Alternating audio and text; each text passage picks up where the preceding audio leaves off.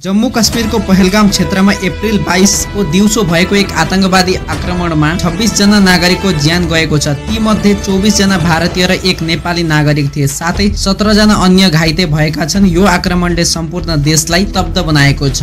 घटना बोइसाडेन उपत्यकाको हो, जहाँ पर्यटकहरू घुमफिर गरिरहेका थिए। त्यही क्रममा केही सशस्त्र आतंकवादीहरूले अचानक अन्धाधुन्ध गोली चलाएका थिए। सुरक्षा बल घटनास्थलमा तत्काल पुगेका थिए र आतंकवादीहरू भाग्न सफल भइसकेका थिए। कश्मीरी रेसिडेन्ट नामक एउटा सानो आतंकवादी समूहले यो हमलाको जिम्मेवारी लिएको छ। उनीहरू पीडितहरूलाई सुरक्षासँग सम्बन्धित गुप्तचर भनेर दाबी गरेका छन्। यता भारतीय सुरक्षा बलले पाकिस्तान समर्थित लस्कर-ए तैयबा र हिजबुल मुजाहिद्दिन संलग्नताको आशंका व्यक्त गरेको छ। अनुसन्धान तीव्र रूपमा अगाडि बढिरहेको छ। प्रधानमन्त्री नरेन्द्र मोदीले आफ्नो विदेश भ्रमण छोट्याएर भारत फर्केर सुरक्षा बैठकहरू गरेका छन्। रक्षा मन्त्रीले पनि कडा जवाब दिँदै चेतावनी दिएका छन्। सुरक्षा बलले पहलगाम र आसपासका क्षेत्रहरूमा व्यापक सुरक्षा खोज अभियान सुरु गरेको छ। घटनापछि पहलगाममा डर र त्रासको वातावरण छाएको छ। होटेल पसलहरू बन्द छन् र पर्यटकहरू क्षेत्र छोडिसकेका छन्। यसले स्थानीय